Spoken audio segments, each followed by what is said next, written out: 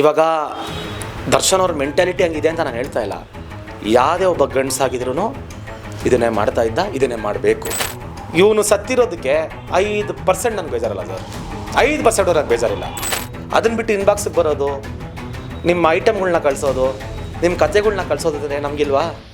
ನಾವು ಗಂಡಸೇ ತಾನೆ. ಒಂದು ಎಂಟರ್ಟೈನ್ಮೆಂಟ್ ಕೊಡ್ತಾ ಇದೀವಿ ಅಂದರೆ ನೋಡಿರಿ, ಖುಷಿ ಪಡ್ರಿ, ಎಂಜಾಯ್ ಮಾಡಿರಿ. ನಿಮ್ಗೆ ಇಷ್ಟ ಅಲ್ವಾ, ತಿರುಗಿಸ್ಬಿಡ್ರಿ ಪೇಜ್ನ, ನೋಡಬೇಡ್ರಿ. ಯಾರೇ ನಮ್ಮ ಫ್ಯಾಮಿಲಿ ಟಚ್ ಮಾಡೋಕ್ಕೆ ಬಂದ್ರೂ ನಾವಾದರೂ ಇದೇ ಮಾಡ್ತೀವಿ, ಇದೇ ಮಾಡ್ತೀವಿ.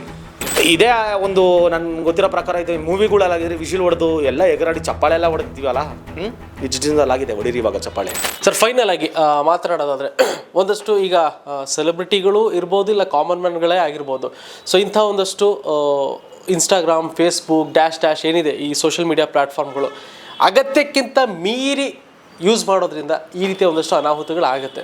ಸೊ ನೀವೇ ಹೇಳ್ದಂಗೆ ಅವ್ರಿಗೆ ಕೆಲಸ ಇರೋಲ್ಲ, ಅವ್ರ ಕೆಲಸ ಮುಗಿಸ್ಕೊಂಡು ಏನೋ ಒಂದು ಜಸ್ಟ್ ಎಂಟರ್ಟೈನ್ಮೆಂಟಿಗೆ ನೋಡಿದ್ರೆ ಓಕೆ, ಎಂಟರ್ಟೈನ್ಮೆಂಟ್ಗೂ ಬಿಟ್ಟು ಬೇರೆ ಏನೋ ನೋಡ್ತಾರಲ್ಲ ಅವಾಗ ಈ ಥರ ಒಂದಷ್ಟೆಲ್ಲ ಆಗೇ ಆಗುತ್ತೆ. ಸೊ ನೆಕ್ಸ್ಟ್ ಈಗ ಒಂದಷ್ಟು ಸೆಲೆಬ್ರಿಟಿಗಳು ನಿಮ್ಮ ಒಂದು ಮೆಸೇಜ್ ಹೆಂಗೆ ಇರಬೇಕು ಅಂತಂದರೆ, ಒಂದಷ್ಟು ಸೆಲೆಬ್ರಿಟಿಗಳಲ್ಲಿ ಏನು ಯೂಸ್ ಮಾಡ್ತಾ ಇರ್ತಾರೆ ಸೋಷಿಯಲ್ ಮೀಡಿಯಾ ಪ್ಲ್ಯಾಟ್ಫಾರ್ಮ್, ಈ ಥರ ಎಲ್ಲ ಒಂದಷ್ಟು ಕಮೆಂಟ್ ಬಂದಾಗ ಮೈಂಡ್ಸೆಟ್ ಹೆಂಗೆ ಇಟ್ಕೊಳ್ಳಿ ಅನ್ನೋದು. ಸರ್, ನನಗೆ ಗೊತ್ತಿರೋ ಪ್ರಕಾರ ನಾನು ನಿಮ್ಗೆ ಅವಾಗಲೂ ಹೇಳ್ತಾ ಇರೋದು, ಇದ್ರ ಬಗ್ಗೆ ಯಾರೂ 1% ತಲೆ ಕೆಡಿಸ್ಕೊಳಲ್ಲ. ಆಮೇಲೆ ಇವರೆಲ್ಲ ಅನ್ಕೊಂಬೋದೇನೋ, ನಾವು ಮೆಸೇಜ್ ಹಾಕ್ಬಿಟ್ವಿ, ಅವ್ನಿಗೆ ಉರಿದೋಗಿರುತ್ತೆ, ಅದು ಮಾಡಿಬಿಡುತ್ತೆ. ಇದನ್ನು ನಾವೆಲ್ಲ ಫಸ್ಟ್ ಆಫ್ ಆಲ್ ಗಂಡಸ್ತನ ಅಂತ ಹೇಳೋದು ಇಲ್ಲ, ಅದ್ರ ಬಗ್ಗೆ ನಾವು ತಲೆನೂ ಕೆಡಿಸ್ಕೊಳಲ್ಲ. ಯಾರೂ ಇದ್ರ ಬಗ್ಗೆ ತಲೆ ಕೆಡಿಸ್ಕೊಳಲ್ಲ. ಯಾವಾಗ ಗೊತ್ತಾಗ ತಲೆ ಕೆಡಿಸ್ಕೊತೀವಿ? ನಮ್ಮ ಅಮ್ಮನ ವಿಷಯಕ್ಕೆ ಬಂದಾಗ, ನಮ್ಮ ಫ್ಯಾಮ್ಲಿ ವಿಷಯಕ್ಕೆ ಬಂದಾಗ, ನಮ್ಮ ಮಕ್ಳ ವಿಷಯಕ್ಕೆ ಬಂದಾಗ, ನಮ್ಮ ಫ್ಯಾಮ್ಲಿನ ಟಚ್ ಮಾಡಿದಾಗ. ಇವಾಗ ದರ್ಶನ್ ಅವ್ರ ಮೆಂಟಾಲಿಟಿ ಹಂಗಿದೆ ಅಂತ ನಾನು ಹೇಳ್ತಾ ಇಲ್ಲ.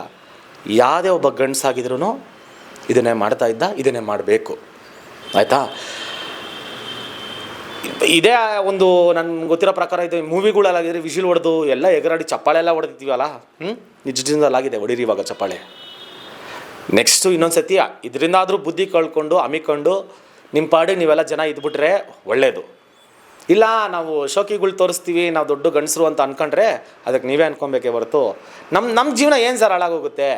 ಇವಾಗ ನಮ್ಮ ಜೀವನಕ್ಕೆ ಬಂದರೆ ಇವಾಗ ಯಾರೇ ನಮ್ಮ ಫ್ಯಾಮಿಲಿ ಟಚ್ ಮಾಡೋಕ್ಕೆ ಬಂದ್ರೂ ನಾವಾದರೂ ಇದೇ ಮಾಡ್ತೀವಿ, ಇದೇ ಮಾಡ್ತೀವಿ. ಆಯಿತಾ sir? Killing is not an option. Yeah, definitely yes. ನಾನು ಹೇಳ್ತಿರೋದು, ನಮ್ಮ ವಿಷಯಕ್ಕೂ ನೀವು ಬರಬೇಡ್ರಿ, ನಿಮ್ಮ ವಿಷಯಕ್ಕೂ ನಾವು ಬರಲ್ಲ. ನಾವು ಇವಾಗ ಒಂದು ಎಂಟರ್ಟೈನ್ಮೆಂಟ್ ಕೊಡ್ತಾ ಇದೀವಿ ಅಂದರೆ ನೋಡಿರಿ, ಖುಷಿ ಪಡ್ರಿ, ಎಂಜಾಯ್ ಮಾಡಿರಿ. ನಿಮ್ಗೆ ಇಷ್ಟ ಅಲ್ವಾ, ತಿರುಗಿಸ್ಬಿಡ್ರಿ ಪೇಜ್ನ, ನೋಡಬೇಡ್ರಿ. ನೋಡ್ತೀರಾ, ಕಮೆಂಟ್ ಮಾಡ್ತೀರಾ, ಚೆನ್ನಾಗಿದೆಯಾ ಚೆನ್ನಾಗಿಲ್ವಾ ಅಷ್ಟೇ ಮಾತಾಡ್ರಿ, ಮುಗ್ದೋಯ್ತು, ಕ್ಲೋಸು. ಅದನ್ನು ಬಿಟ್ಟು ಇನ್ಬಾಕ್ಸಿಗೆ ಬರೋದು, ನಿಮ್ಮ ಐಟಮ್ಗಳ್ನ ಕಳಿಸೋದು, ನಿಮ್ಮ ಕಥೆಗಳ್ನ ಕಳಿಸೋದಿದ್ರೆ ನಮಗಿಲ್ವಾ? ನಾವು ಗಂಡಸೇ ತಾನೆ. ಮತ್ತು ನಮಗಾಗಲ್ವ ಬೇರೆಯವ್ರಿಗೆ ಕಳ್ಸೋಕ್ಕೆ? ಅದನ್ನು ಒಂದು ಸ್ಟ್ಯಾಂಡರ್ಡ್ನೆಸ್ ಅಂತಾರೆ. ಜೀವನದಲ್ಲಿ ಒಂದು ಸ್ಟ್ಯಾಂಡರ್ಡ್ ಇಟ್ಕೊಳ್ರಿ, ಇಳಿಬೇಡ್ರಿ ಕೆಳಗೆ, ಅಸಹ್ಯಕ್ಕೆ ಇಳಿಬೇಡ್ರಿ. ಇಳಿದಾಗ ಇದೆಲ್ಲ ಆಗುತ್ತೆ. ಇದು ತುಂಬ ಪರ್ಫೆಕ್ಟ್ ವಾರ್ನಿಂಗ್ ಅಂದ್ಕೊಳ್ಳಿ ಸರ್. ಇಂಥ ಕಿತ್ತೋದು ನನ್ನ ಮಕ್ಕಳವರೇ ಗೊತ್ತಾ?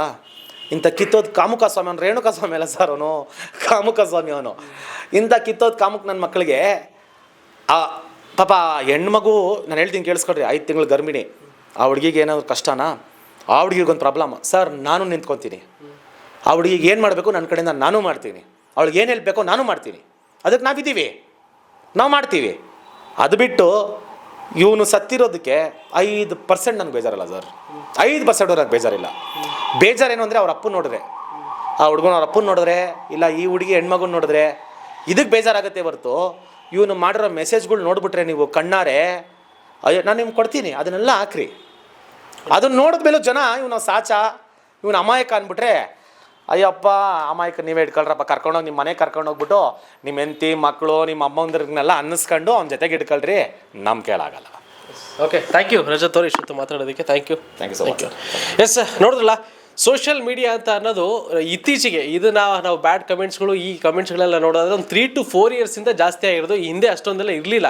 ಯಾವಾಗ ಕೋವಿಡ್ ಬಂತು, ಎಲ್ಲ ಫ್ರೀಯಾಗಿ ಮನೇಲಿರೋಕ್ಕೆ ಸ್ಟಾರ್ಟ್ ಮಾಡಿದ್ರು, ಅವಾಗ ಸೋಷಿಯಲ್ ಮೀಡಿಯಾನ ಜಾಸ್ತಿ ಯೂಸ್ ಮಾಡೋಕ್ಕೆ ಸ್ಟಾರ್ಟ್ ಮಾಡಿದ್ರು. ಹಾಗೆ ಜಾಸ್ತಿ ಒಂದಷ್ಟು ಬೇರೆ ಬೇರೆ ಅಕೌಂಟ್ಗಳಿಂದ ಕಮೆಂಟ್ ಮಾಡೋಕ್ಕೆ ಸ್ಟಾರ್ಟ್ ಮಾಡಿದ್ರು. ಆ್ಯಂಡ್ ರಜತ್ ಅವ್ರು ಹೇಳ್ದಂಗೆ ಪ್ರತಿಯೊಬ್ಬರಿಗೂ ಅವನು ತನ್ನದೇ ಆದಂಥ ಲೈಫಲ್ಲಿ ಬ್ಯುಸಿಯಾಗಿದ್ದರೆ, ಕೆಲಸದಲ್ಲಿದ್ದರೆ ಇಂಥ ಕಡೆ ಎಲ್ಲ ಗಮನನೇ ಕೊಡಲ್ಲ. ಯಾರು ಫ್ರೀಯಾಗಿ ಸುಮ್ಮನೆ ಕೂತ್ಕೊಂಡು ಸ್ಕ್ರಾಲ್ ಮಾಡ್ತಾ ಇರ್ತಾರಲ್ಲ ಅಂಥವ್ರಿಗೆ ಒಂದಷ್ಟು ಬೇರೆ ಬೇರೆಯ ವಿಕೃತಿ ಮನಸ್ಥಿತಿ ವಿಕೃತಿಗಳು ತಲೆಯಲ್ಲಿ ಓಡುವಂಥದ್ದು. ಆ ವಿಕೃತಿ ಮನಸ್ಥಿತಿಯಿಂದನೇ ಇಂಥ ಒಂದಷ್ಟು ಮೆಸೇಜ್ಗಳು, ಸಂದೇಶಗಳು ಕೊಲೆವರೆಗೂ ಹೋಗುವಂಥ ಚಾನ್ಸಸ್ ಸಿಕ್ಕಾಪಟ್ಟೆ ಇರುತ್ತೆ. ಆ್ಯಂಡ್ ವಿದ್ಯಮಾನಗಳ ಗಮನಿಸ್ತಾನೆ ಇದ್ದೀರಾ ಎಷ್ಟರ ಮಟ್ಟಿಗೆ ಇತ್ತು ಅಂತ. ಆ್ಯಂಡ್ ಇದು ಯಾರ ಪರವಾಗಿ ಯಾರ ವಿರುದ್ಧವಾಗಿ ಮಾಡುವಂಥ ಪ್ರೋಗ್ರಾಮ್ ಅಲ್ಲ. ಸದ್ಯಕ್ಕೆ ಇವಾಗ ಏನೇನು ನಡೀತಾ ಇದೆ ಅದನ್ನು ಚಾಚು ತಪ್ಪದೆ ನಾವು ನಿಮಗೆ ಇಲ್ಲಿ ತೋರಿಸ್ತಾ ಇರುವಂಥದ್ದು. ಆ್ಯಂಡ್ ಈ ಎಪಿಸೋಡ್ ನಿಮಗೆ ಇಷ್ಟ ಆಗಿದೆ ಅಂತ ಅಂದ್ಕೊಳ್ತಾ ನಿಮ್ಮ ಒಂದು ಕಮೆಂಟ್ ಬಾಕ್ಸ್ ನಿಮ್ಮದಾಗಿದೆ. ನಿಮಗೆ ಏನು ಅನಿಸುತ್ತೋ ಅದನ್ನು ಹಾಕಿ ಅಂತ ಹೇಳ್ತಾ ಸದ್ಯಕ್ಕೆ ಇದನ್ನು ಮುಗಿಸ್ತಾ ಇದ್ದೀನಿ. ಕ್ಯಾಮ್ರಾಮನ್ ಜೀವಾ ಜೊತೆ ಯಶ್ವಂತ್, ಫಿಲ್ಮ್ ಬೀಟ್ ಕನ್ನಡ.